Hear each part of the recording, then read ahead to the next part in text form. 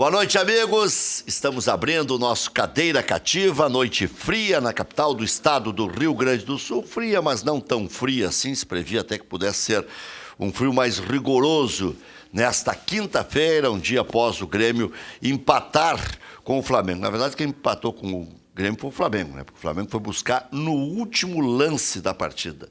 O destino foi cruel com o Grêmio e generoso ao mesmo tempo. Pela produção, o Flamengo poderia ter empatado mais cedo, mas chutando pouco, né? Há pouco ainda estava falando com o nosso Jefferson aqui da OPEC, que o OPEC é a operação comercial, né? Para quem não sabe, o cara fala como se todo mundo soubesse, né? E eu estava dizendo para ele, não, o Flamengo teve o domínio territorial no segundo tempo, teve uma bela postura, adiantou a marcação, encurralou o Grêmio praticamente chutou uma bola em gol. Mas penetração mesmo, conclusão, teve uma do Diego, uma do Paquetá e o gol, né? Então, ficou com a bola, trabalhou bem a bola, escancarou o predomínio, mas não foi contumaz, né? Não foi uma coisa assim que ia lá e... Bom, agora vai decidir, pode até virar... Não se viu isso. Por isso que fica a esperança da torcida do Grêmio de ir ao Rio de Janeiro e encarar o Mengão lá. E outro que se enrascou, não estou dizendo que o Grêmio tenha se enrascado, foi o Corinthians, né? O Corinthians ganhou só de 1-0 da Chapecoense, tem um time meia boca, pode se complicar. E o Santos acho que já deu os doces, né? O Santos, o pragmatismo do Cruzeiro funcionou mais uma vez. O Santos até merecia melhor sorte, mas não conseguiu escrever os estrangeiros. Acho que Santos vai passar. Corinthians e Chapecoense eu vejo numa situação quase que igual. Grêmio e Flamengo eu vejo numa situação quase que igual. E estão em campo já o Palmeiras contra o Bahia. Bahia e Palmeiras jogam a partir das 7h15 lá na Boa Terra. Aqui eu acho que o Palmeiras deve passar até pelo fato novo, que é o Filipão. E hoje tem São Paulo e Colón às 19h30. Fluminense e Defensor às 9h45 da noite. Ontem o Nacional do Paraguai ganhou do Botafogo na Sul-Americana. Esses outros dois jogos que eu falei do São Paulo com o Colón, 7h30. Fluminense e Defensor, 9h45. São jogos pela Sul-Americana. E ontem, na Sul-Americana, o Nacional do Paraguai ganhou do Botafogo e Marcos Paquetá foi demitido. 5 jogos, 1 vitória, 4 derrotas e dançou, repetindo um episódio recente do Internacional que demitiu o Falcão também com 5 partidas. Então, esse é um resumão dos resultados. Daqui a pouco eu falo do noticiário de Grêmio e de Internacional. O Luiz Braz estava engatilhado para falar, e sempre elegante, hein? Os ternos da Via Condotti são maravilhosos. É isso aí. Meu amigo Rec, olha, prazer muito grande estar aqui juntamente com vocês. Cumprimentos a todos. Vamos mandar um alô pro homem que nos atendeu no posto de gasolina lá. Diz, assisto todas as noites o Cadeira Cativa. Diz, eu tô indo para lá, tu me ajuda, abastece rápido. Abastece rápido. Abastece rápido. Conseguir chegar. Se o programa atrasar, a culpa é tua. E eu disse para ele o seguinte, ó, nem vou anotar teu nome, porque não tem como esquecer. O nome dele é Cláudio Freitas. Não tem não jeito. tem como esquecer. Não tem como. Sobrinho do Alcindo. Mas olha que grande jogo ontem, não é? Grêmio e Flamengo. Só que eu achei o seguinte, é claro que o Flamengo é um baita time, não é? Mas eu ainda continuo exatamente dentro daquela mesma perspectiva anterior. O Grêmio, os 11 contra 11, os 11 primeiros do Grêmio, é mais time do que os 11 primeiros do Flamengo, na minha opinião. O que o Flamengo leva de vantagem sobre o Grêmio é que o Flamengo, na minha opinião, tem um banco superior ao banco do Grêmio. O banco do Flamengo ele é mais rico do que o banco do Grêmio. Então, quando tem que trocar, sabe, né? Ontem, por exemplo, olha, nós fizemos umas trocas, por exemplo, o Grêmio colocou o Jael no lugar do André. Ainda deu azar de se lesionar, né? E deu azar de se lesionar. O Jael inteiro já é meia boca? Colocou Léo Gomes no lugar não é? Comparar uma égua Léo Moura. Viu? Luiz Braz, eu tenho uma frase que eu digo há muitos anos, né? Comparar o Léo Moura com o Leonardo Gomes é comparar uma égua com uma alpargata. Olha, não tem comparação. Não tem nada a ver. Eu não estou nem dizendo que o Léo Gomes não seja um bom jogador. Pode ser que mas venha a ser. É que comparado um com o outro, realmente são quilômetros de distância, não é? O Léo Moura do Léo Gomes. E aí teve o azar de não poder jogar com o Cortez, não é? Então, qual é o substituto do Cortez? Infelizmente, é o Marcelo Oliveira, que já foi um bom jogador de bola, mas já não é mais, não é? Ele já jogou muito bem naquela posição. Hoje, quem sabe ali, dá para quebrar um galho ali como zagueiro, não é? Como fazendo uma dupla ali com o Jeromel? O Jeromel, se não precisar, é? né? Se precisar. Mas assim mesmo, fica muito difícil, né? Você achar que o Marcelo Oliveira vai quebrar um galho ali, não é? Fazendo qualquer uma daquelas posições. Então, por isso que eu acredito muito que agora, na volta lá no Rio de Janeiro, tendo o Cortez, tendo toda a defesa, como Deus sabe, já composta, o Léo Moura, sabe, não é? Em plena forma, e o ataque, quem sabe, bem definido, não é? Com o meio-campo jogando todo mundo. E quem sabe o Cícero, não é? Aprendendo um pouquinho mais da função que ele ainda tem dificuldade em jogar. Quem sabe a gente vai lá fazer uma frente ao Flamengo e pode até acontecer, porque o Grêmio costuma jogar bem lá no Maracanã, ganhar do Flamengo lá no Maracanã. Flávio Ordoc, o Internacional, enquanto isso, tranquilo, de semana em semana só, né? Essa é a vida que tu não pediu a Deus. Boa noite, Boa noite. Boa noite, Braz. Mas ele estava assistindo ontem o jogo. Não, estava secando, vergonhosamente. Pegou o kit secador ontem. Vergonhosamente. Por coincidência, ontem eu tinha uma reunião no mesmo horário. Marcou de propósito. Não consegui acompanhar. Reunião, sessão no cinema, tem de tudo no horário do jogo. Supermercado, fazer o rancho do mês. Mas acabei lendo as notícias hoje enfim, é evidente que o Inter pretende ano que vem já estar de volta e jogar nas quartas-feiras, inclusive, e ter esse mesmo tipo de problema que outros times do Brasil estão tendo, que é uma série de competições de alto nível, né? Que enquanto isso é como tu fala, treinamento.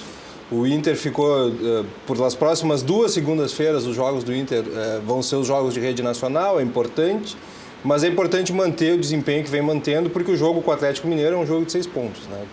Para tirar ponto e para somar ponto também. Na verdade, eu tenho feito um cálculo simplista, que me acompanha todos os dias aí, nem é por pessimismo nem nada, e nem por realismo. É um cálculo para pegar como base a pontuação do segundo colocado do ano passado, que foi com uma pontuação bem só suficiente, foi o Palmeiras, fez 63 pontos. Então, se o Inter fizer mais 3 pontos nesses 3 jogos, é óbvio que o Inter ainda sonha com o título, o Inter quer ficar entre os 4, mas se o Inter fizer 3, vai a 32. Se fizer a mesma pontuação no retorno, que não é nada impossível, que o Inter melhorou o rendimento, se quando estava mal o Inter conseguiu fazer esses 32, acho que até vai fazer mais um pouco, né, ganhando o Paraná e busca alguma coisa contra Fluminense e Atlético, que seja 33, que seja 34. Se o Inter dobrar os 32, o Inter vai a 64. Palmeiras fez 63 e foi vice-campeão. É um bom raciocínio. Mas, e pegando os últimos 5 anos dá.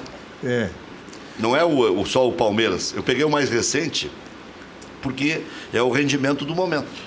Palmeiras não melhorou muito, o Corinthians não melhorou muito. Me parece que o Grêmio se manteve em alta, Flamengo melhorou muito, né? Cruzeiro se estabilizou, mas os times têm essa produção aí de 60% de aproveitamento. E eu concordo, porque me parece que o Inter vem numa crescente ainda. Ainda tem coisas a acrescentar, a somar ao longo do campeonato. Isso me parece que permite ao nosso torcedor colorado, a nós, como um todo, a nossa torcida, ter um pouco mais de esperança, sim, que eu acho que é a pretensão do Inter, principalmente agora, com a entrada do Rodrigo Caetano, muda bastante a filosofia interna ali, a gente vê da maneira de pensar. Ele deu uma entrevista esse final de semana dizendo que é importante que o jogador saiba o que buscar dentro do Inter e que sempre tenha a necessidade e a obrigação de buscar mais. Então, isso me parece que esse espírito a equipe, de um modo geral, incorporou, né? E eu acho que é esse espírito que a gente vai levar para Minas para buscar somar pontos em cima do Atlético, com certeza. Rick, sabe, uma preocupação que eu tenho como... O cálculo vale para o Grêmio também. Vale, evidente. vale. Se o Grêmio chegar a 32, dobra no retorno. Mas faz parte Mas o Grêmio vai ter um pouco de dificuldade para dobrar se seguir nas competições Faz de parte mata. dessa preocupação. Sábado, com qual time o Grêmio vai jogar? O que o senhor acha? Olha, eu acho que vai com um misto, sabe? Porque não pode, que aquele time que jogou contra o Chapecoense não pode, porque eu acho que seria um suicídio. Aí é melhor entregar os pontos. Mas não é? E a informação é que o Flamengo vai de time misto também. Vai de time misto também. Agora. Treinaram em Viamão, né? Agora, só para saber quais são os jogadores que vão ser preservados, não é? Eu acho que, por exemplo, a dupla de zaga, Jeromel e Kahneman, eu acho que não pode ser preservada essa dupla, porque não tem reposição. Ou a reposição, na verdade, fica bem abaixo, sabe, não é? Do que joga hoje essa dupla, não é? É uma dupla, inegavelmente, vem fazendo um trabalho muito destacado ao longo do ano, mas os comentários, e de verdade não assisti a partida ontem, mas é que os jogadores saíram muito cansados ontem, né? Os relatos que a gente leu ali. Sim. Talvez o Grêmio teria sentido a parte física, não acompanhei, mas... O Grêmio é que isso foi um consenso. o Grêmio que preservou no final de semana e sentiu mais a parte física do que o Flamengo que jogou com titulares, né? Porque acontece o seguinte... A média de idade do Flamengo também é menor. Também menor. Também interfere. Mas acontece que o jogo do Flamengo fluiu de uma forma mais fácil. Tem dia que é O Flamengo ficou com a bola. Quem tem a bola corre menos. Exato, Se posiciona melhor. O Grêmio está acostumado, e eu vinha falando com o Rec, o Grêmio está acostumado a ter posse de bola. Quando ele não tem a posse de bola, ele tem dificuldade, não é? E ontem o Flamengo jogou exatamente para não permitir que o Grêmio tivesse essa posse de bola. O Flamengo conseguiu. O Flamengo foi humilde no início do jogo. Esperou o Grêmio para ver qual era o tamanho do bicho. Mas Se o esperou bicho com era uma feio ou bola, não. né, Rec? Mais ou menos. Nos primeiros 15 minutos, o Flamengo tem 69% de posse de bola. Mas não era aquela coisa. Não, assim, não era uma pressão. Não era marcação no campo do adversário. O Flamengo... Era posse de bola no campo do Flamengo. Não se arriscava nunca. Mas era uma posse de bola. Segurou ali atrás, mas era uma posse, É isso aí. Era uma posse de bola para não deixar o Grêmio impor o seu jogo. Não dava a bola de graça. É diferente que o Corinthians faz. O Flamengo não pegava a bola e dava de graça pro Grêmio. Ficava gastando ali. O Corinthians dava esperando. chutão e... O grande problema do Grêmio é que o Grêmio teve que tirar o Cebolinha e colocar o Marinho. E o Marinho, infelizmente, ontem não deu certo. Entrou ali naquele lado esquerdo ali e não deu certo. Eu até agora não gostei do Marinho no Grêmio. E o André? Eu vi contra o Vasco, comentei. O André foi bom. O André é o titular? Sim, o André foi bem ontem. O André ontem, eu acho que ele foi voluntarioso, ele participou muito mais. Ele foi bem comparado com ele mesmo. Sim, não, comparado com ele mesmo. Ele ainda não é o jogador de 10 milhões, sabe, que veio para o Grêmio. Eu não pagaria os 10 milhões para esse Marinho. Para esse Marinho que está aí, eu não pagaria, não é? O senhor está falando do André. Do André. É que os dois custaram 10 milhões. O valor é o mesmo. Não tem problema. Você fala O Marinho também custou 10 O Marinho também custou 10, sim. Mas hoje, por exemplo, eu não pagaria 10 mil, e eu acho que se eu fosse diretor lá, eu não pagaria 10 mil e ninguém pagaria 10 milhões para nenhum deles. Nem para o Marinho e nem para o André. As contratações foram bancadas pelo treinador? O Marinho é um pedido claro do Renato. O Marcos Hermann... Acho que é cornetear o Renato. Não, o que eu já disse outras vezes é que ele vem bancando há algum tempo algumas contratações equivocadas. E eu não lembro se não foi no teu programa, Rec, que eu falei no Brocador. Foi. No programa passado. Exatamente, Madison. E é pouco... O Madison também, que não deu certo. Vejo poucas críticas a partir do momento em que ele precisa reafirmar Esse ano o Madison dele. vem por indicação do Renato. O André vem por aquele pensamento de que o Renato recupera jogador e o Renato vai conseguir colocar ele nos eixos. E o Marinho, na cadeira que está o Luiz Braz... Marcos Hermann, vice-presidente do Grêmio, deixou bem claro: o Marinho foi um pedido explícito do Renato. Então todos são pedidos do Renato. Ele tem muitos acertos. Se você pegar, por exemplo, o Léo Moura, quem é que acreditava mais no Léo Moura? E o Léo Moura veio e deu certo. O próprio Bruno Cortez. O Cortez, né? Ninguém acreditava e veio e deu certo. Então, Cortez foi oferecido para o Passo Fundo antes de vir para o Grêmio. O Kahneman virou titular com ele. O Renato. Você faz aqui um programa e você começa a escolher profissionais. Tem escolhas que vão dar muito certo e que você vai gostar e vai querer manter. E tem escolhas que você vai falar assim, não, manda esse cara embora que não dá mais certo, entendeu? Não é? É assim. Eu aguento o Maurício a todos esses anos. Não, mas é Maurício deu certo. Eu dei certo. Eu fico até Eu fico até com quem dá errado. Eu sou mais teimoso que o Renato. É uma mãe brasileira. Mas só uma questão, Rec, que a gente tem que pontuar. O Kahneman começou a ser titular com o Renato, não deixa de ser uma verdade. Mas o Kahneman, ele começa jogando na Copa do Brasil, porque quem era o titular era o Wallace que não podia jogar a Copa do Brasil. Como o Grêmio passou a priorizar a Copa do Brasil, o Kahneman ganhou a condição de titular, porque ele jogava as competições que importavam para o Grêmio. Mas o titular à época, quando os dois podiam jogar, não era o Kahneman. Olha, e que diferença que tem de um para outro, né? Meu Deus do céu. Não, o Wallace era lento. Mas o Wallace deu uma biblioteca para os jogadores da base lá no Flamengo? Não, ele já foi útil. Já foi Ele útil, deu lá. sim. Mas por isso, né? Ele tem Incentivar a leitura? Ele tem que continuar em projetos sociais, né? Isso. É um homem de bom coração. E o Kahneman sai, vocês acham? Qual é a opinião? Qual é a informação mais? Vocês que estão bem informados. Não, o Kahneman continua. Tem uma proposta firme. Não, tem. Eu hoje estava ouvindo o noticiário. né? Hoje eu estava ouvindo o noticiário na Rádio Grenal. Não é a informação que eu tenho. Até vou trocar torpedos aqui e tal, WhatsApp, para confirmar. O Kahneman ainda não renovou com o Grêmio. O que aconteceu a partir da especulação de que ele poderia ir para o Cagliari? O Grêmio, sabendo da veracidade do fato, não era só onda mais. Aliás, o primeiro que ofereceu o Kahneman para o Atalanta ou para o Cagliari, é um cara que o Kahneman nem topa a cara dele. Brigaram quando ele veio para o Grêmio por dinheiro e tal. O cara é meio... Bom, e ele que espalhou a notícia, inclusive para mim. Ele passou para um amigo meu passar para mim. Para fazer chegar. Para fazer chegar. E para 0 Hora também foi a mesma coisa e tal. E até o Guerra brincou comigo, até tu, Rec. Eu disse, por quê? O jogador passou as férias na Itália. Gostou da Itália. Vários passaram na Itália, me chamou a atenção isso. Quem não gosta da Itália? A esposa gostou da Itália. E o Kahneman, mesmo tendo sido reajustado em janeiro, pós-mundial, o Kahneman ficou na terceira faixa salarial do Grêmio. Ganhando 280 mil, que é um belo salário. 280 mil. Agora, o Grêmio vai ter que passar para a segunda faixa salarial. Segunda faixa salarial é 450 mil. E aí vai esticar, contrato que hoje vai até 2020, porque o Grêmio já esticou até o final de 2020, vai esticar até 2022. Essa é a tendência. E aí o Kahneman vai ficar ou não. Porque o que acontece com esses times quando vêm buscar grandes jogadores que atuam no Brasil? Sabendo que os clubes estão empobrecidos e podem pagar só salário, e qualquer aceno com alguma grana, os clubes se jogam para se livrar do salário e para arrumar um extra. Então, o Kahneman, ele pode jogar com isso. O Cagliari ofereceu 3 milhões, agora já ofereceu 4. O Grêmio não quer nem por 5.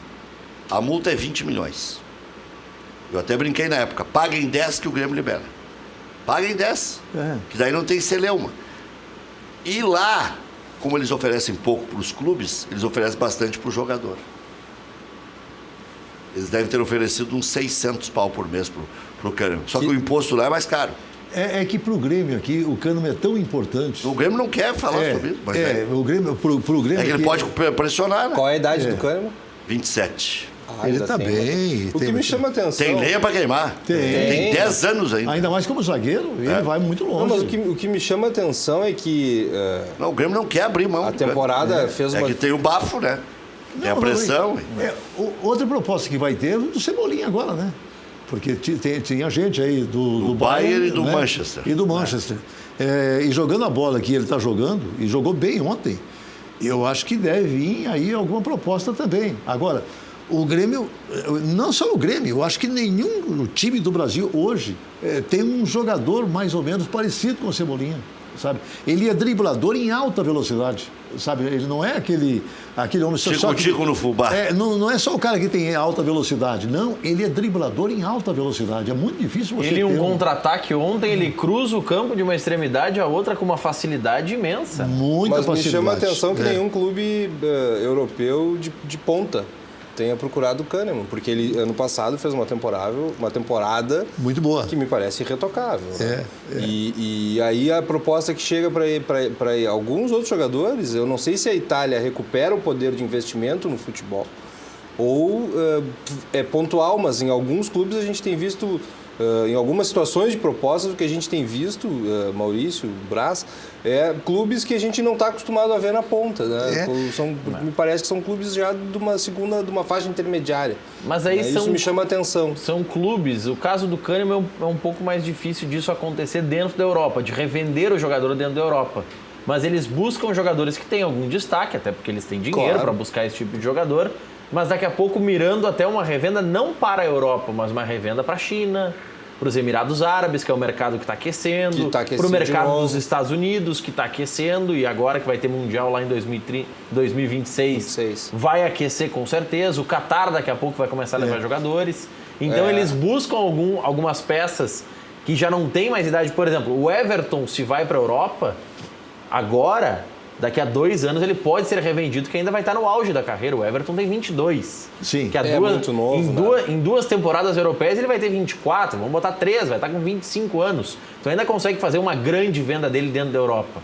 O Kahneman seria difícil, mas daqui a pouco, com um destaque, ele consegue ir para um outro mercado. Mas a idade realmente, 27 anos, ainda é um jogador... Acima dos 23 é velho para a Europa. Claro. Ainda é um jogador que tem muita lenha para queimar, como disse o Rec. Agora, para valorizar, não é? Com relação ao mercado europeu, ele já está... É igual o Luan, não é? O Luan, quando fizeram a primeira investida, o Luan conseguia ser vendido por um preço bem aceitável, não é? Para a Rússia, na época. Para a Rússia, na época, não é? Hoje, por exemplo, passou o tempo, o Luan já não tem mais propostas como aquela. Mas já recebeu uma da Lazio, que não é um time intermediário da Europa, não mas a que preço, Rec? A Lazio não vai chegar pagando 18 milhões aqui para pagar. Mas se não pagar 18, não leva. É a mesma situação do Kahneman. O Grêmio, para vender a qualquer preço, não vai perder seus principais jogadores. O Grêmio já fez uma bobagem em 97. Se a Lazio chegar oferecendo 10 milhões e entrega a fim do ano. Quando torrou o Emerson, por exemplo. É verdade. Avaliou muito mal, disse que tinha problema clínico sério. Tinha problema clínico coisa nenhuma. Tanto é que não teve, né? Nunca parou de jogar. Aí trocou pelo Maurílio, pelo Rodrigo, zagueiro, e mais uma merreca. E que nunca deu certo. Não, o Emerson foi vendido para a Alemanha. O que foi trocado pelo Maurílio, pelo Rodrigo e mais uma merreca foi o Arce. Então o Grêmio renovou o elenco a torto e direito e a Bangu. Né? E agora, em 97 sofreu, né? Ganhou a Copa do Brasil ainda no respingo, depois sofreu, em 98 sofreu de novo. Você vê, ele fez uma boa venda com o Arthur. Agora, para repor o Arthur, eu espero que o Matheus Henrique, que mais de uns 2 anos, eu acredito, vai levar mais ou menos isso, para que ele possa estar jogando mais ou menos aquilo que o Arthur joga, porque o Matheus Henrique também é muito bom jogador, só que é muito novinho, tem 17 anos, então eu acho que vai levar ainda mais um tempo para poder, de repente, estar... O jogador de 17 anos empatou o jogo pro Flamengo ontem. Eu ia comentar... E os últimos que saíram para a Europa foram de 17. Vinícius Júnior, Rodrigo... Mas que hora que entrou o Lincoln ontem? O Lincoln entrou, fazia 10 minutos para terminar o jogo. Não é? Deu aquela sorte. Deu sorte, porque ia entrar o Giovânio no lugar do Paquetá. O Flamengo não estava conseguindo penetrar na área. Aí o Paquetá fez uma grande jogada, ele troca, tira o Giovânio e diz, agora vamos pro tudo ou nada, vamos meter um centroavante, porque o Paquetá melhorou. Foi lá e fez o gol. Sorte. Mas me parece importante a gente avaliar também a situação do Flamengo, que chega onde chega hoje, não por acaso. Né? A gente conversou, enfim, a gente teve a oportunidade uns 2 anos atrás de conversar com o presidente do Flamengo, e ele nos explica toda a reestruturação financeira que é feita, o planejamento de médio e de longo prazo, e aí não é por acaso, me parece hoje, que o Flamengo está revelando esses jogadores de 17 anos.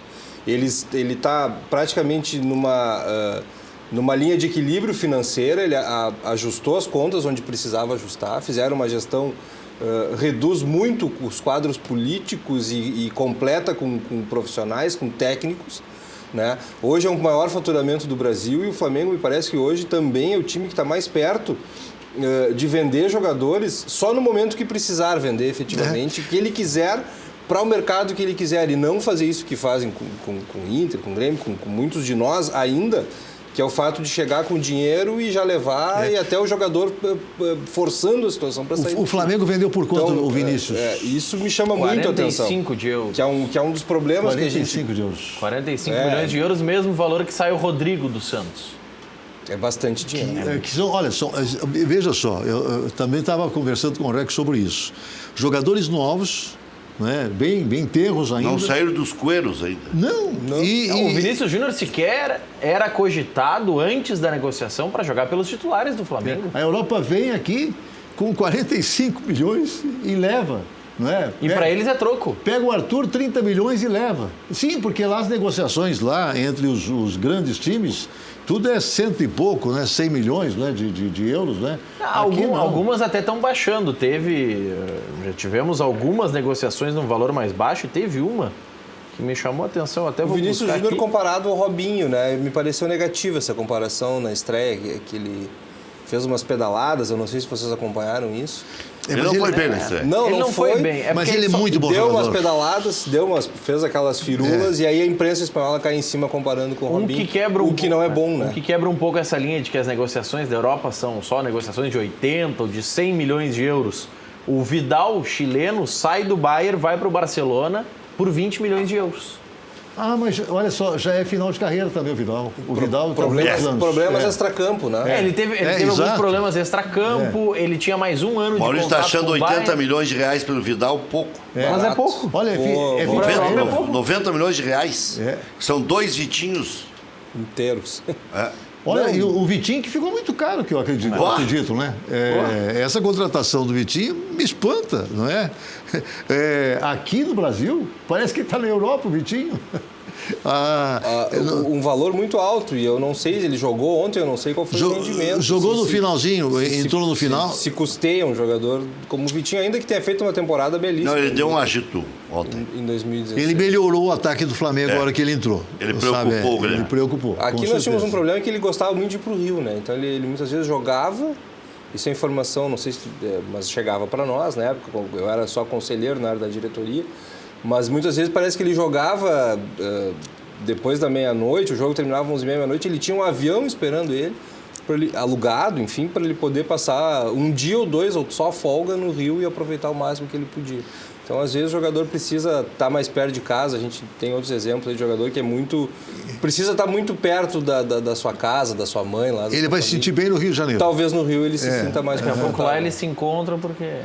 Flávio Ordoc, eu recebi os números do Internacional, que publicou os números. Ainda são números preocupantes. E eu pedi para um cidadão fazer uma análise para mim. Tu está disposto a ouvir essa análise? Sempre. Não, mas não tá no portal do Internacional, então qualquer um pode fazer a análise. Não precisa ser economista, nem advogado, nem entendedor, nem contador e tal. Aqui, diz o seguinte, mais ou menos, tá? O Internacional atualizou os dados do portal da transparência e manda uma análise e tal. Bom, isso aí.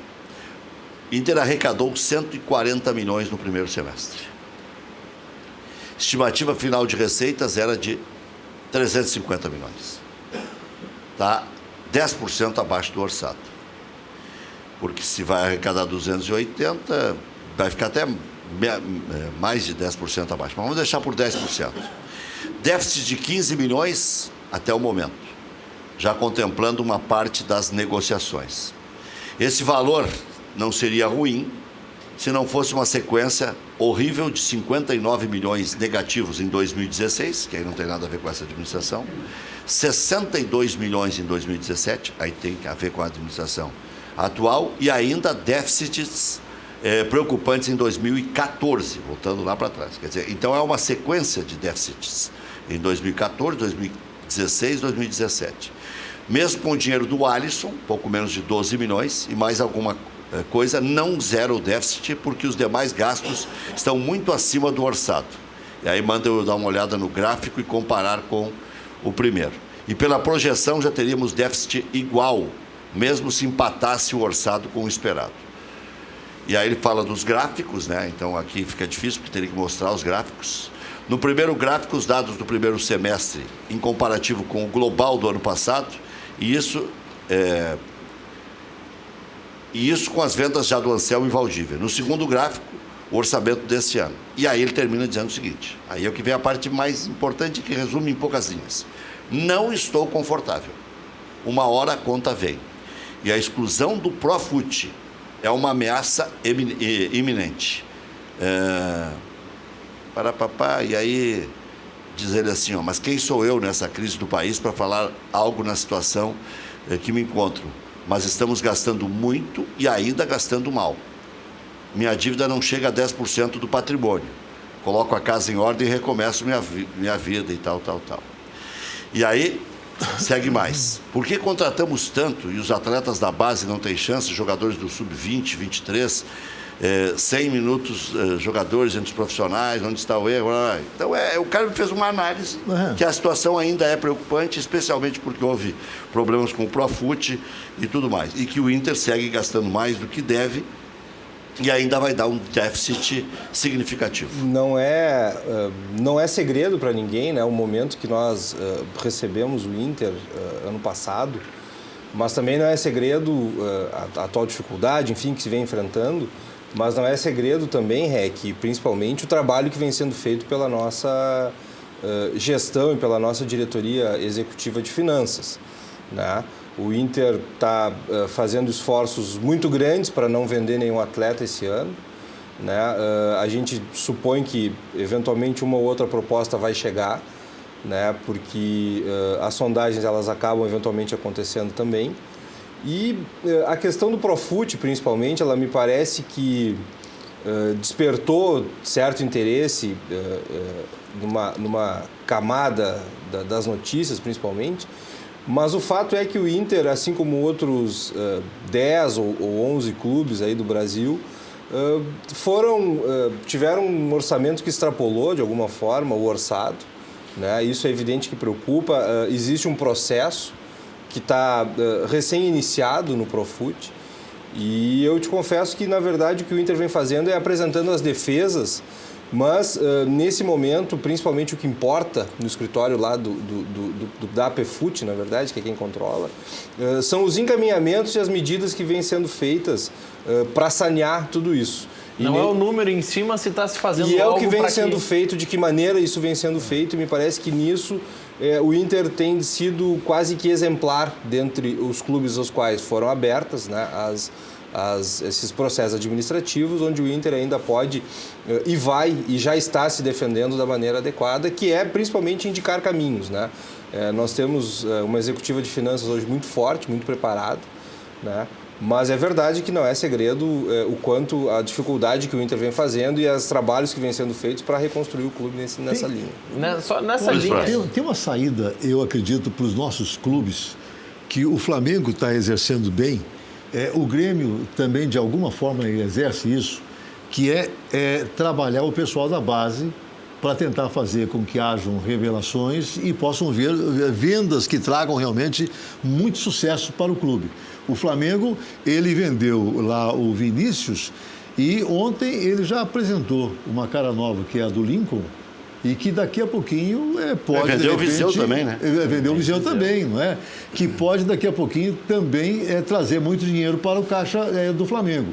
O Grêmio vendeu o Arthur... Vende o Pedro Rocha. Sabe? O Pedro Rocha primeiro, mas o Pedro Rocha já foi para uma quantia um pouco menor. Mas aí veio o Arthur para uma quantia maior. E o Cebolinha que está aí, e que ninguém vai poder segurar o Cebolinha, até porque você não pode impedir que um jogador de futebol tenha sucesso em sua carreira, né? E a Europa hoje se representa o sucesso máximo do jogador de futebol jovem, não é? Então o Grêmio também, eu acho que está trilhando esse caminho.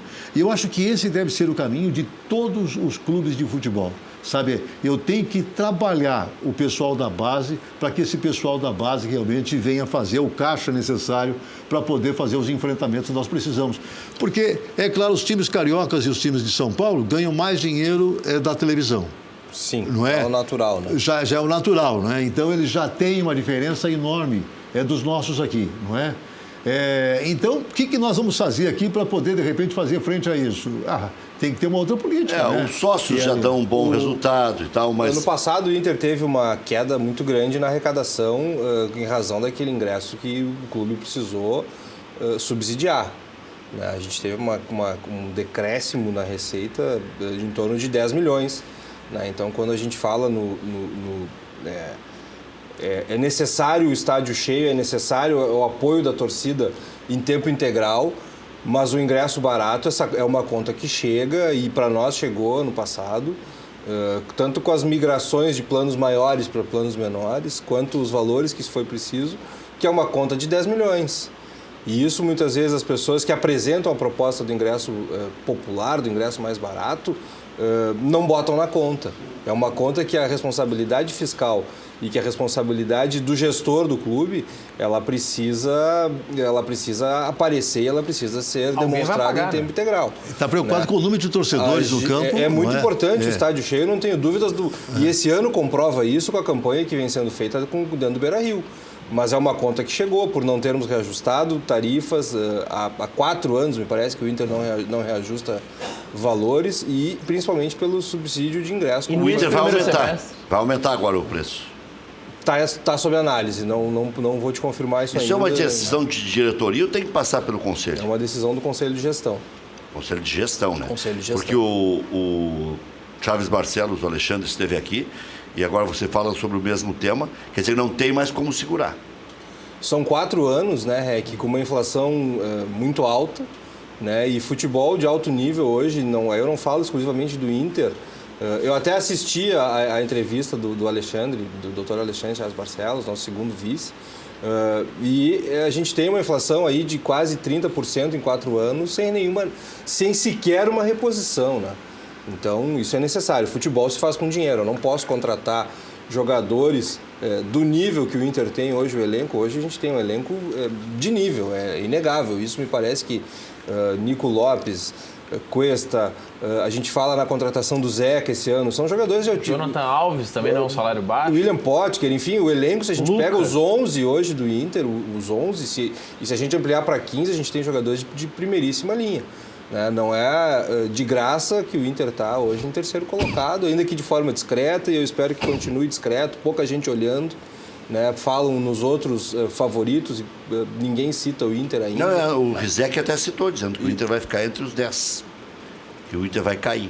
Ele tem uma mágoa, que eu não sei te dizer exatamente qual, mas eu acho que ele está enganado nessa previsão dele.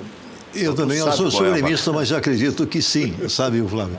Eu acho que tanto o Grêmio como o Internacional, eles disputam para ficar nos primeiros 6, sabe? Não vou dizer nos primeiros 4, e eu nem vou colocar o Grêmio como um candidato ao Campeonato Brasileiro, porque o Grêmio está preocupado, parece que, e está muito visível isso, com a Libertadores e com a Copa do Brasil. E eu acho que ele realmente vai muito bem, não é? Apesar, não é, de na Copa do Brasil estar enfrentando aí o Flamengo, e o Flamengo realmente ser um páreo muito duro, não é?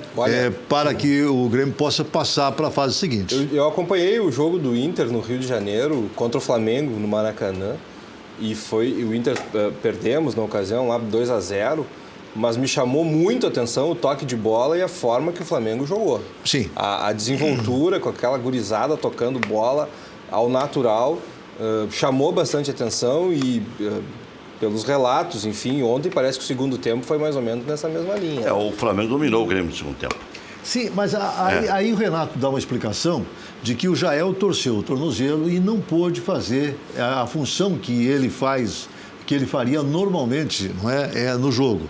E por isso, porque o Flamengo cresceu de uma hora para outra, né? Aliás, não foi, o Flamengo não dominou todo o segundo tempo.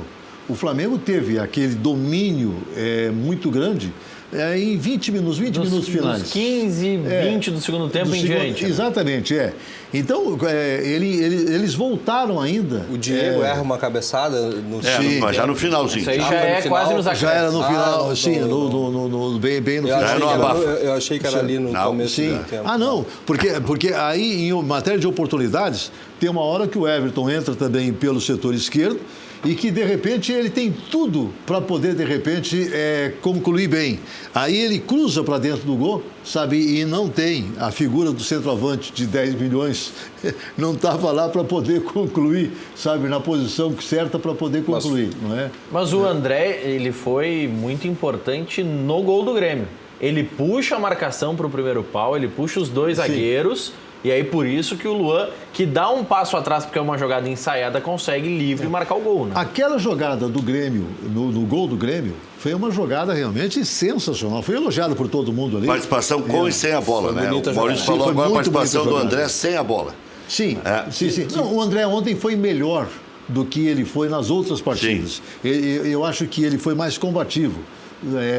Ele ainda está aquém, mas melhorou um pouquinho. Que é uma função, essa função a gente tem visto o Damião fazendo bastante, né? Ele tem encostado no Nico, chama a marcação e liberou o Potker para 2 gols no jogo passado.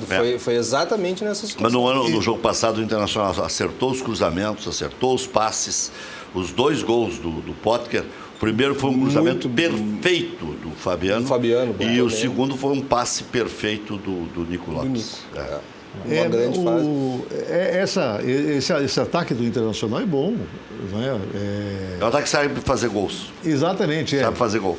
Mas é aquele negócio, como todos nós, tem dia, tem jornada que o jogador está extremamente inspirado.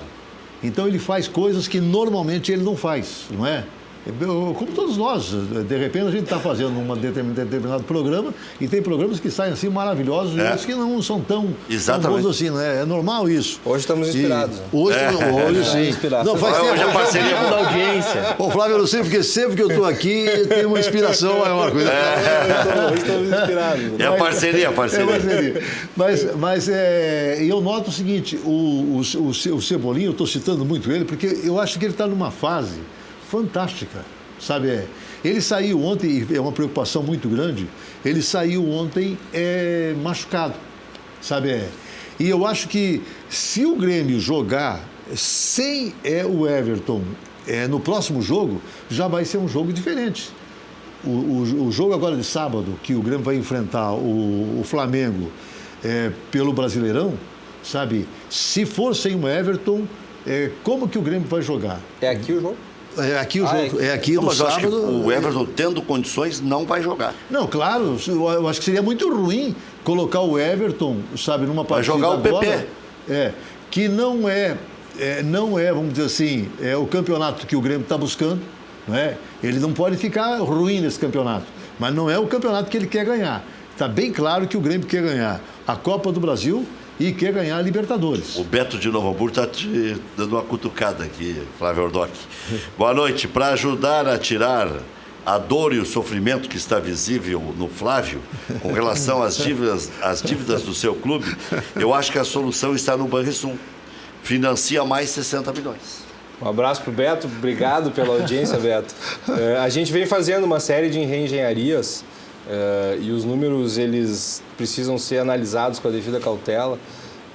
Me parece que ano passado a gente já conseguiu fazer uma migração para uma parte dos impostos mais beneficiários, que foi do APFUT para o PERT, e alguns alongamentos de dívida também, que é importante que se ressalte uma situação que pouca gente fala, quem consegue fazer uma determinada dívida ou buscar dinheiro, principalmente no mercado, é quem tem lastro.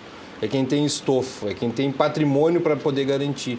E nisso, o Inter está muito seguro e muito tranquilo em relação ao seu patrimônio, que é o que lhe permite, inclusive, buscar valores no mercado, pois tem as garantias que são necessárias para fazer isso. Tu está falando com o Beto que defende a Arena com unhas e dentes. Está dando letra para o Beto. Até não sabia, peço desculpas, mas reitero o abraço para o Beto. É o fã número 1 do presidente Paulo Odoni. Tem uma foto do presidente na carteira e um quadro. E o quadro ali, perto da churrasqueira. Dizem que é um pôster atrás da porta. Não, é na churrasqueira, escancarada. Eu vou. Ele não faz... Eu vou reafirmar que eu acho que foi um erro. O Beto é um amigo do Marco Souza? É, o Marco. O Beto de tal. Foi um erro. Eles se amam. Eu já presenciei Foi um erro do Isso é Odoni. Foi um erro do Odoni. Não fala isso que o Beto já vai vir com um monte de pedra pra cima de ti. Não, mas foi um erro do Odoni, com certeza. Essa escolha, eu acho que nós podíamos, naquela época, ter recuperado também o Olímpico, fazendo com que o projeto do Grêmio pudesse crescer de uma maneira mais sedimentada, não é? Mais firme, mais embasada realmente, economicamente. Mas, assim mesmo, eu acho que com o atual presidente e com o nosso patrono, o Fábio Koff, eu acho que nós conseguimos recuperar a nossa capacidade, sabe, de fazer os enfrentamentos econômicos e eu acredito que no ano que vem nós já vamos ter aí as soluções para que o problema da Arena seja solucionado. Olha que esqueceram vocês aí que no Cruzeiro o Alisson foi o 12º jogador. Ele é que tem que entrar junto ou com o Everton, ou no lugar do Everton, acho que ele quer dizer. Bora vencer no Maracanã, Jair do Demar. O problema é que o Alisson também está a meia boca. E aqui o outro que não assinou disse que o Grêmio contrata mal e vende bem. Aí é complicado. Não, olha só, o Alisson eu acho que realmente ele estava numa fase muito boa quando ele se machucou. Só que ele está custando, não é? A retornar. Eu acho que o Alisson foi uma boa aposta do Grêmio. Entre as más apostas que o Grêmio fez, né, caso do Brocador, Michael Madison, várias más apostas, né? E eu acho que o Alisson foi uma boa aposta, essa foi realmente. O presidente não queria entulhar jogadores, o presidente Romildo, e no fim está empilhando jogadores. Está empilhando jogadores, não adianta, essa é a verdade. Mas jogador para ter grupo com volume, com 18, 19 jogadores para ser titular, mas alguns jogadores muito baratos que não estão, na verdade, fazendo absolutamente nada. Estão virando caro. Né? Exato. Porque esses jogadores que vêm barato, né? E que não fazem nada aqui, na verdade são só despesas. A gente trabalha sempre com um grupo parelho, em torno de 15 a 16 jogadores, né, para ser campeão de qualquer competição. Só que tanto o Inter quanto o Grêmio parece que no elenco profissional trabalham hoje com quase 43, 42, 40. Deve ser mais ou menos isso. Deu aspirante, né? Aquela história de treinar, de ter 30 no elenco principal já passou, já tem mais do que isso. Né? Funciona na Europa, né? Real Madrid com 28. Não, o Grêmio, por exemplo, o Grêmio está usando 22, jogam 11 na quarta e 11 no final de semana. E mais os reservas. Tem que ter mais no mínimo mais 15 reservas. 36, é bastante gente. Só voltar na questão financeira que o Flávio Erdoc estava falando antes. Nesses números do primeiro semestre, Flávio, eu não consegui analisar eles a fundo, mas tem algum indicativo de que as ações do quadro social foram feitas como abrir a carteira vermelha para alguns novos sócios? Isso aumentou a receita do Inter já nesse quesito ou ainda não? Isso vai ser sentido ao longo no curto prazo ainda não, né? A carteira vermelha, a abertura, ela foi um sucesso, nós tivemos que ampliar para mais 500 sócios, se eu não me engano. Existe algum ainda disponível ou não? Existe, acho que sim, alguma coisa, acho que em torno de 100 talvez ainda exista, ainda tenha. Carteira vermelha. Carteira vermelha. É a que dá ingresso definitivo. Que dá ingresso definitivo. Que tem que só fazer o check-in. Hoje é uma migração de R$ 1.500. Se ganhar mais duas, vai tudo segunda-feira. O sócio carteira branca, ele pode migrar, mas me parece que esse efeito ele é sentido no médio e no longo prazo. Não de imediato para essas receitas, aí tem que buscar receitas de forma criativa e de forma alternativa. E o Inter conseguiu resgatar sócios que perdeu enquanto estava na Série B? Conseguiu sim. Nós hoje, me parece que o quadro social do Inter está estável, né? A gente teve uma queda muito grande em 2016 e uma queda sensível em 2017, mas se recuperou. Hoje tem uma equipe dentro do Beira-Rio. Tem mais ou menos que o Grêmio. Eu desconheço os números do Grêmio. Tem 92 qual é o número do Inter? O Grêmio 92 mil. 92. Mas não de pagantes, né? É 92 mil. É 86. O Inter está com 104, 103 mil sócios inscritos e a média é em torno de 15%, 10% aí que atrai. É taco a taco, Grêmio. É taco a taco, me parece que sim. Mas o que eu ia comentar é que tem uma equipe ali na central de atendimento aos sócios, são em torno de 40 funcionários, dos quais pelo menos 20 ficam numa sala reservada fazendo exclusivamente ligações para resgatar sócios, para botar em dia as mensalidades e para fazer a recuperação desses ativos principalmente. Isso é importante. Marco Ruben foi confirmado na equipe do Rosário Central para enfrentar o Juventude Antoniana, saiu a escalação oficial agora, e o presidente do Rosário disse que amanhã define se vai abrir negociações para liberar o Marco Ruben ainda esse ano ou se vai fazer ele como contrato. Né? Santos fez Santos e Inter. Não, chegou a proposta do Inter lá já. Chegou a proposta do Inter. Eu sabia que ele queria pescar, foi o que eu li na imprensa argentina. Ele gosta de Rosário, é vizinho do Messi, né?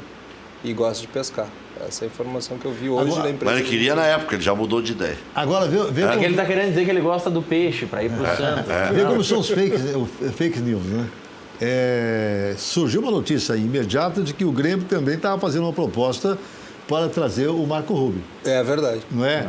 E aí precisou imediatamente ir o presidente para os meios de comunicação dizer que não, sabe, né? Que o Grêmio tinha, na verdade, muitos jogadores dessa função, muito embora não sejam bons os jogadores que estão lá, mas trazer mais um para cá vai só amontoar jogadores para aquela posição. Então, eu acho que o Grêmio está agindo de maneira correta, não investindo mais enquanto não resolver os problemas que tem aqui. Braz, permita só fazer uma observação. 2 estão de malas prontas, só se o Grêmio quiser insistir. Quem? Jael é até o fim do ano, Brocador até o fim do ano. E não pode renovar, né? Não pode renovar. Com o Jael não pode? Hein? Com o Jael não pode renovar? Eu acho que nem Jael e nem o Brocador. O Brocador já. O Brocador não mesmo. já foi. Né? Não mesmo, Agora acontece o seguinte. Os aspirantes, né? O Jael, ele conseguiu a simpatia da torcida. E o jogador que consegue a simpatia da torcida é mais difícil de ser descartado, não é? Eu quero ver daqui para frente o que é que ele vai fazer. Ele tem entrado muito mal nos 2 últimos jogos que ele entrou aí, ele entrou mal. Mas ele tem ainda uma certa simpatia da torcida. Quando ele entra, você nota que existe, na verdade, uma manifestação maior, não é? Sabe que o Grêmio tem que cuidar para não cometer o mesmo erro da era Geraldão, né? 81, Geraldão perde um campeonato para o Internacional, o Bira participa de um dos gols, faz um dos gols, o Cléo faz o outro. O Grêmio resolve não ficar com o Geraldão. O Internacional vai lá, busca o Geraldão e ganha o campeonato de 82, ele faz 5 gols no Grêmio. Não estou dizendo que vai acontecer em relação ao Jael, porque o Inter também tem bastante centroavantes. O Inter se depara, que também o Damião pode sair no fim do ano, o Brenner ainda é um menino, o outro Brenner não volta, daqui a pouco o Inter vai ter só o Jonathan Alves. Tem que ter cuidado. Agora, vê que fantástico, os nossos 2 times aqui, eles têm como fazer frente aos problemas econômicos que têm. Agora, você citava lá no início do programa o Botafogo. O Botafogo que está dispensou inclusive o seu técnico. Marcos Paquetá. Mas imagine só, o Botafogo não tem patrimônio. Não tem. Não é? Tem uma dívida imensa. Tem dificuldades na base porque não tem onde treinar. Olha, eu não sei se ele realmente vier a cair, e ele não tem base de sustentação para poder, de repente, fazer com que tem uma boa torcida, né? Que por vezes tem levantado o clube. O Vasco não, o Vasco já tem uma torcida nacional. O Vasco é diferente. O Vasco é diferente, já tem outro alcance. E tem o estádio próprio. Exato. Olá, amigo Luiz Carlos Reck. O Renato substituiu mal, cedeu o empate e tem que botar na conta dele. Não está mais assumindo a responsabilidade e culpa o grupo. Vai se dar mal rápido. Eu ouvi muito isso ao longo do dia. O que você acha, Bas? Olha, eu acho que o Renato ontem teve muitas dificuldades para fazer as substituições. Por exemplo, o Léo Moura estava extremamente cansado. O que é que ele ia fazer? Ele podia ter tirado alguém, colocado o Ramiro lá naquela posição, mas o Ramiro também estava errando muito ontem. O Ramiro ontem, ele era um jogador diferente do que eu costumo ver o Ramiro em outros jogos. O Ramiro costuma acertar muito passe. Ontem o Ramiro estava errando passes demais. Vazou uma cobrança, não? Vazou alguma coisa assim do Renato com os jogadores? Vazou sim, também. Pesada, me parece, vazou. Não sei se... Não, mas isso na vez anterior, não é? Não, mas ontem. Os repórteres estavam indo porque passa relativamente próximo do Ouviram o vestiário Renato xingando em voz alta? para ir até o local da coletiva e ouviram o Renato xingando. Custa muito segurar a bola lá na frente, porra. Mas a cobrança que ele fez está absolutamente correta. Eu acho que o jogador não pode ficar bravo com aquele tipo de cobrança. Olha, ele tinha o Marinho lá na frente, ele tinha o Jael que estava lá na frente, não é? O Luan. Olha, esses jogadores, eles tinham a obrigação, sabe, de manter a bola um pouco lá na frente. Eles não fizeram isso. O Maicon já estava tão cansado, sabe, né? Que o Maicon é jogador que vai até uns 20 minutos do segundo tempo, 30 minutos do segundo tempo, que ele ainda consegue fazer com que todas as jogadas passem por ele e passem bem. Mas depois disso, a gente nota que realmente o raciocínio dele já não flui mais tão bem assim, porque ele está muito cansado. Ele participa muito, né, do jogo todo.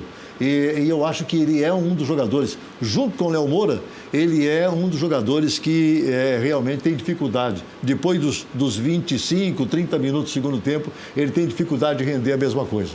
Uma mensagem aqui no nosso Facebook, facebook.com/Luiz Carlos Reck, o Fernando Busanello está dizendo que o Grêmio tinha que aceitar a proposta que foi noticiada pelo André para ir para os Emirados Árabes e trazer o Guerreiro urgente, que seria a solução imediata para os problemas. Guerreiro, mas a que custo também? Paulo Guerreiro? Olha só, eu sinceramente... É $1 milhãozinho por mês? Não, e eu acho que o Guerreiro hoje... Eu até gostaria que o Guerreiro tivesse ontem, não tivesse machucado, tivesse jogado, porque mudaria aquela rapidez que o Flamengo tem, que Deus sabe, de repente, de trocar a bola ali, né? Quem sabe ia sair ali... Ele também não virá a Porto Alegre para o jogo final de semana. Ele permanece no Rio, está negociando a renovação. Ele tem mais 9 dias de contrato com o Flamengo. Eu acho que o Flamengo não vai renovar. Eu não tá com traria, jeito de que não vai renovar. Não traria o Guerreiro para cá de jeito nenhum. Tá sobrando o Dourado?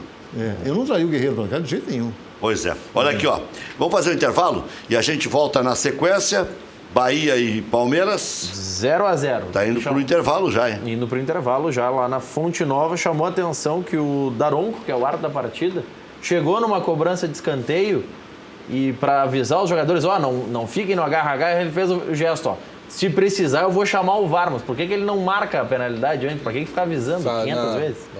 Aí não. Não ameaça com o VAR, usa o VAR. Né? Mas tem que ter convicção daí, né? Sim. Porque o puxão, se a bola tiver indo para a área e houver o puxão, ok. Mas se for antes do cara bater o escanteio, pode ter puxão. Pode, porque daí é uma frescura. Mas depois é falta. Mas aí qualquer coisa marca e o VAR revisa. Eu já vi muitos lances em que o juiz estava propenso a dar pênalti e aí o cara de trás da goleira faz assim para ele, Foi antes o puxão. Não, os juízes olham e estão se agarrando. Mas e depois... aí é que vem a cobrança. Aí já não tá... Porque aí tem que correr para cabecear. Claro. O cara não vai... E os jogadores, sabendo que tem o árbitro de vídeo, difícil, ele já começa também a agir de uma forma diferente, né? Ele não vai dar aqueles agarrões, né, que normalmente acontece dentro da área, né? Não vai ser tão escandaloso, pelo menos. Né? Não vai. Já voltamos.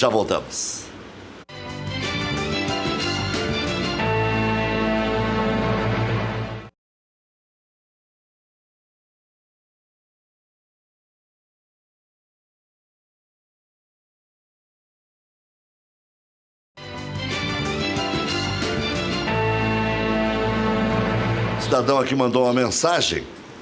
Boa noite, estou assistindo o seu programa, gosto muito do Cadeira Cativa, amo futebol, só que não assinou, e daí não tem como a gente mandar o alô completo. Boa noite, sou o Jackson de Sapiranga. Sempre olho o programa. O empate do Grêmio ontem foi porque o Renato mexeu mal no time. Um abraço. Tá dizendo aqui o Jackson de Sapiranga. Mas o César Padilha está perguntando se o Renato não reclamou do campo ontem para ter alguma desculpa. Não, mas é o seguinte, olha só, é que se ele mexe, é sempre assim, se o Renato mexe de um jeito e dá errado, vamos criticar porque mexeu daquele jeito. Ele mexeu ontem colocando o Marinho querendo acertar.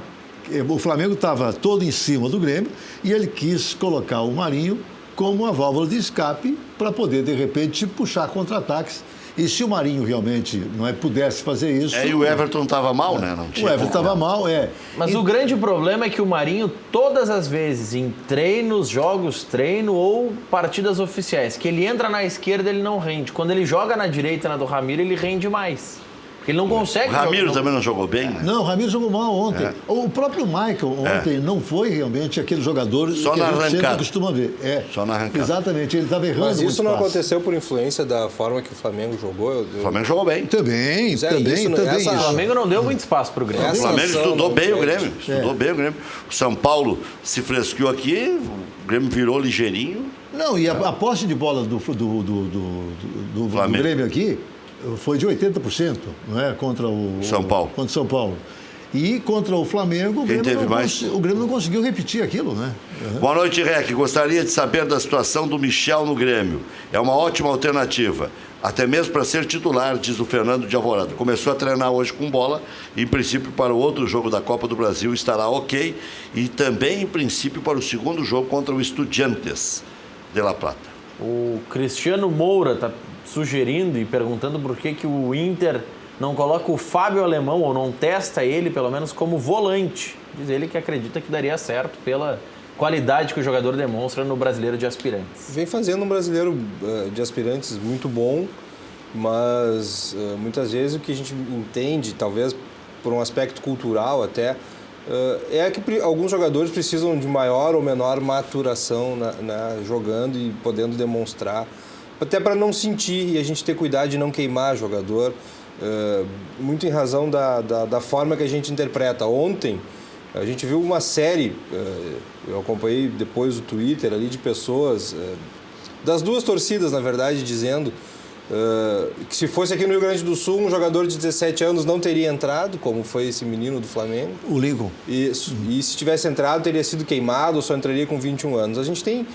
fases de maturação e jogadores que demoram mais ou menos tempo para poder surgir, então é delicado a gente falar nessa situação. O Internacional, na década de 70, lançou um menino chamado Mauro Geraldo Galvão, com 17 anos, foi campeão invicto do Brasil e ele fez a zaga ao lado de Mauro Pastor. Ah, mas era um cano de time? Era um cano de time que não era tão cano assim. Benítez, João Carlos, Pastor, Galvão e Cláudio Mineiro, Batista, Falcão, Jair, Valdomiro, Pira e Mário Sérgio. Era um baita time, obviamente. sim. Mas a segurança do Galvão era dele. Era dele. Né? Mas nós tivemos alguns lançamentos aqui também de jovens, não é? O Arthur no Grêmio, campeão da Libertadores da América, que jogou. A época do Ronaldinho. Pato, o Nilmar, a gente tem uma série de jogadores. O próprio Dourado. Luiz Adriano e Pato decidiram um jogo pro Inter no Mundial contra o Al-Ahly. Quantos anos o Ronaldinho tinha quando jogou a primeira 18. vez? 18 anos. Não tinha nem 18. Não tinha nem 18. Não, é inegável o valor da base, a necessidade de uma base forte. Mas que eles são mais arrojados que nós, são. Eu acho que sim, eu acho que parte muito da tolerância, tanto da torcida Até quanto da o imprensa. clima do Mengão. Isso, que é uma situação que a gente vê no Quer Santos. dizer que nós somos mais ranzinzas, é isso? Não, Conservadores, talvez. eu acho que nós precisamos fazer, na verdade, um trabalho da base melhor ainda do que nós fazemos. Sabe, para que o jogador, quando ele tiver, sabe, mais ou menos essa idade, ele já está pronto para assumir. Tem uma coisa Que seja bom em todos os Sabe o que quesitos. eu acho Exatamente, interessante a gente falar e a gente não fala também? Não sei se alguém comentou, e aí, mas enfim, o Flamengo, na equipe do diretor técnico, na equipe que senta no banco, tem um psicólogo para atuar em tempo real. Para em tempo real, no momento que as coisas estão acontecendo, ele passar a percepção dele para o treinador. Isso é uma situação que a gente não tem e eu não estou dizendo que isso seja a causa do conforto para poder lançar um jogador de 17 anos. É uma boa medida. Mas Ajuda. é uma medida que a gente vê em grandes esportes, que a gente vê hoje, os grandes tenistas, por exemplo, viajam com o próprio psicólogo na equipe. Né? A gente tem também dentro do tênis há pouco um jogador italiano que subiu consideravelmente no ranking a partir do momento que começa a ter o próprio psicólogo. E eu não sei se isso a gente vê em outros clubes no Brasil, com essa presença de um psicólogo, de um profissional da psicologia esportiva, de forma tão ostensiva. No banco, fardado ali, junto com os demais. Mas se pode? É aí eu queria perguntar. Não, mas eu acho que Daqui a pouco vai ter fisiologista, dentro da equipe, me parece que pode. Então, não sei, mas essa informação chegou... Acho que tem um X de pessoas. pessoas, que isso tanto E faz, não pode ter ninguém do futebol, do departamento de futebol, dirigente. Não pode ter dirigente não dirigente. pode, mas talvez Profissional pode. do clube... Que seria uma espécie quase de um médico, né? Talvez tu tenha... Ao invés de ali ficar um dois médicos, tu tem fica- um limite de profissionais, talvez um ali seja o psicólogo. De repente não opte para deixar o auxiliar técnico e Ou coloca... até como auxiliar, enfim, mas me parece que não é inviável. Já voltamos.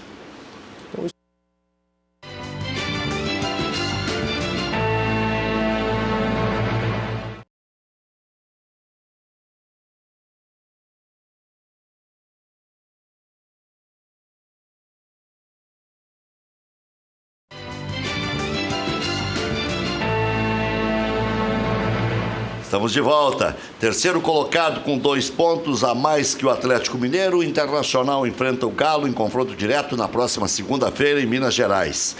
Após cumprir suspensão contra o Botafogo, o D'Alessandro volta a ficar à disposição. O jogador treinou entre os reservas hoje pela manhã. Quem mais uma vez não participou da atividade foi Zeca. O jogador se recupera de pancada no tornozelo, mas deve ter condições de atuar. Volante Charles sofreu lesão muscular, desfalca por 3 semanas. Imprensa argentina segue noticiando negociação de Marco Ruben com o Internacional. O jogador tem contrato com o Rosário até dezembro deste ano, mas direção colorada nega o interesse. Grêmio empatou com o Flamengo ontem na Arena. Partida de volta é somente no dia 15 no Maracanã. Próximo compromisso é contra o mesmo Flamengo, mas pelo Brasileirão, sábado, na Arena. Que horas é o jogo sábado? 19 horas. 19 horas, é um horário ruim, né? Groi, Bressan, Cortez, Everton e Jael são desfalques. Jogadores passarão por avaliação física e são dúvidas, inclusive, para a partida contra o Estudiantes, terça-feira pela Libertadores. O Groi vai jogar. O Bressan está fora. Cortez vai jogar. O Everton... tem minhas dúvidas, e o Jael acho que vai jogar também. Acho que dúvida mesmo aqui é só o Everton. O Bressan está fora. Olha só, se o Everton tiver mais ou menos, não deve jogar. Porque... Não, nós estamos falando terça. Não, na terça não. Na terça não. Na terça tem que jogar. Sim, Mesmo que estejam 60%, 70%. Não, olha só, não vai colocar um jogador para inviabilizá-lo depois para o resto do ano, né? Mas se ele tiver as condições mínimas para poder atuar num jogo de futebol, eu acho que tem que jogar. Ele é muito importante, sabe, dentro do Grêmio. Bahia e Palmeiras vão empatando em 0-0 na Copa do Brasil, é o 4º jogo, né? E na Copa Sul-Americana, São Paulo e Colón, já vamos também atualizar, 0-0. Fluminense e Defensor, 9h45. Já é o Filipão? Desculpa a minha dúvida. Não, ainda não. Por que ele está demorando? Pois é, não sei, não entendi. Pediu um tempo para começar, me chamou a atenção. Ele quer ficar olhando tudo, certo? Quer analisar o time, deixa o Paulo Turra tirar as primeiras impressões ali. Tinha que estar lá, né? Se já está contratado, está anunciado. O problema do caso do Everton, que o Luiz Braz estava falando, é que na Libertadores, diferente do que acontece nas competições nacionais, São o banco 7. Tem apenas 7 jogadores, não 11. Depende muito como está o Alisson também, né? Vai depender do Alisson, sim. Porque o Ramiro não está jogando bem, então daqui a pouco, né, com muitos jogadores abaixo, o Marinho não está bem, né? Se o Everton jogar meio pau, vai ter que ter mais opções, né? Tem que ter mais opções. Você vê que o grande problema... Se o Jael estiver lesionado, então piora a bronca. Mas o grande problema vai ser para essa partida do final de semana, de sábado. Sabe, o Renato, é claro, vai ser acusado de 1000 coisas, mas o que ele vai fazer para montar um time por exemplo, capaz de enfrentar eu colocaria o Kahneman. Mas o Flamengo aí com as reservas, time não, misto. mas com time misto, mas não com as reservas. Então ele vai poupar algum jogador. E o Flamengo deve deixar um ou outro titular no banco para usar. Vai poupar o Diego e o Paquetá, especialmente. Porque o Flamengo... Everton Ribeiro. Acho só? Everton Ribeiro, não estou dizendo... Na zaga tem opções e tal. O Flamengo muito mais que o Grêmio, porque o Flamengo busca o Brasileirão. Muito mais que o Grêmio, o Flamengo vai querer colocar o melhor que ele tiver. Até porque se o São Paulo ganhar o seu jogo e o Flamengo empatar com o Grêmio, já está 35-35. E tem o Inter segunda, né? Não, mas eu estou dizendo para líder. Né? Sim. 35-35 já nessa. Mas para chegar na cola ali também, querendo ou não. Sim, mas ele pode perder a liderança nessa já. É mais sensível, sem dúvida. Então ele vai ter motivos... Quem joga o São Paulo aí, ele vai ter motivos maiores do que o Grêmio para colocar realmente o que ele puder realmente nessa partida, não é? E depois, é claro, na partida daqui a 15 dias, que vai ser a partida da volta lá no Rio de Janeiro, essa partida, o Grêmio tem que ter todo mundo muito bem, não é? Cortez, o Jeromel, o Kahneman, o Marcelo Groy. Porque, olha, o Grêmio tem um goleiro que é fantástico, que é o Marcelo Groy. Mas quando entra o Paulo Vitor, o Paulo Vitor já comete muitas falhas, né? Nos últimos jogos, a gente nota que o Paulo Vitor... goleiro inseguro. Ele Por tá falta muito, de ritmo ele é também, muito né? inseguro, por causa da falta de ritmo, exatamente. Mas ele é muito seguro. Agora, é claro, a substituição do Marcelo Groy no Grêmio, hoje, para jogos importantes, impossível. Impossível. São Paulo joga com o Vasco da Gama no Morumbi, 4h domingo. Tendência é que ganhe o jogo. O Internacional ganhou bem do Vasco aqui. 3-1, né? O São Paulo, tendência que vai a 35. E o Flamengo, se empatar aqui, que não é mau o resultado, vai a 35 também. Então, Aí o Flamengo perigo o Flamengo botar um time mais fortinho. Diego Aguirre de novo também chegando, sofre muita crítica da nossa Mas imprensa. o Flamengo, com o empate, ele seguirá líder, né? Sim, por causa dos critérios. Pelos critérios, o saldo de gols do Flamengo é 18, empatando ele mantém os 18, e o São Paulo tem saldo 11.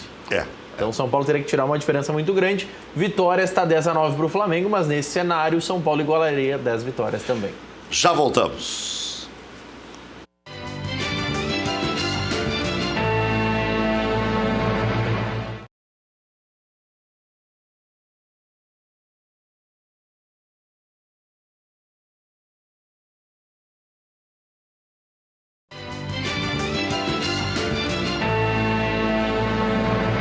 Oito e 21, Madelomba e Construlomba, casas e construção, uma mais interessante que a outra. Casas de alvenaria, que você vê aí, casas de madeira financiadas pelo Minha Casa Minha Vida ou financiamento direto, especialmente as casas de madeira. Constroem casas em toda a região metropolitana e litoral. Madelomba e Construlomba, maior qualidade, melhores condições. Para mais informações, 3596-1048 ou liga agora. Plantão, hein? 98631-7709. Fale com o Fernando. Visite o site madelombacasaeconstrucão.com.br.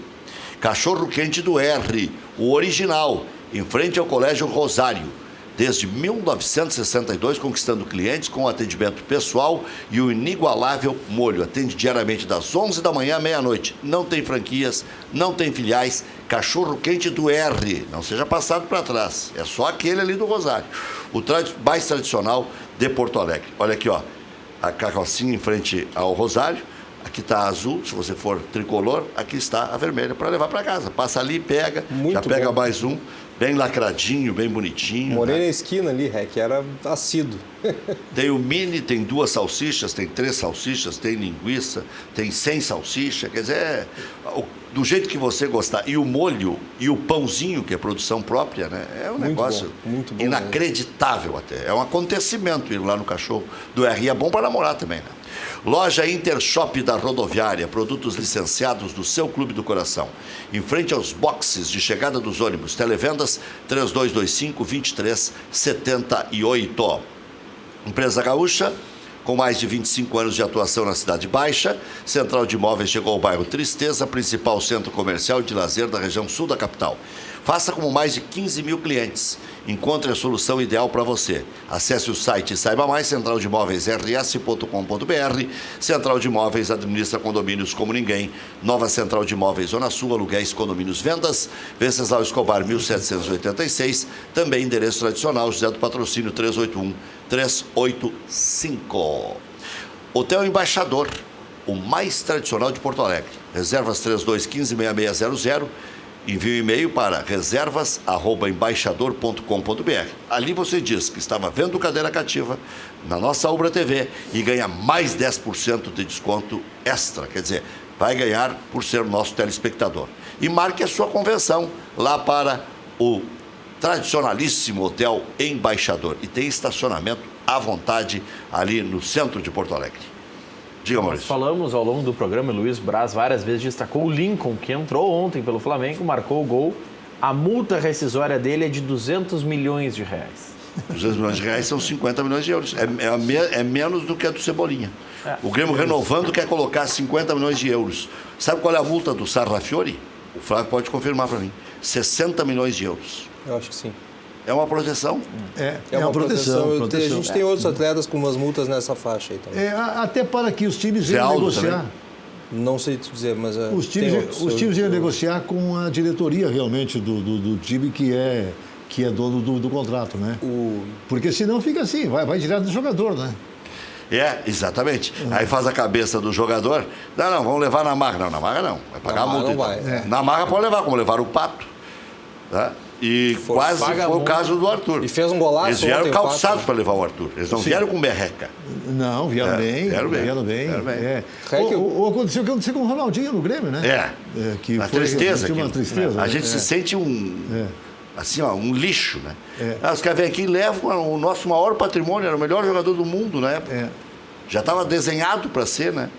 Muito bem, né? Diga, figura mundial. Flávio Ordoc. Não, eu ia comentar, o D'Alessandro treinou no time reserva, como foi noticiado, mas é um jogador que não vem demonstrando nenhuma insatisfação com a equipe, muito pelo contrário. A segunda fez um evento belíssimo. Por que tu está preocupado? Alguém poderia pensar alguma coisa em contrário? Não, porque surgem boatos toda hora e eu acho que é importante a gente destacar o quanto ele está familiarizado e o quanto ele está feliz em Porto Alegre. E aí eu ia comentar que segunda eu fui no jantar que ele promoveu.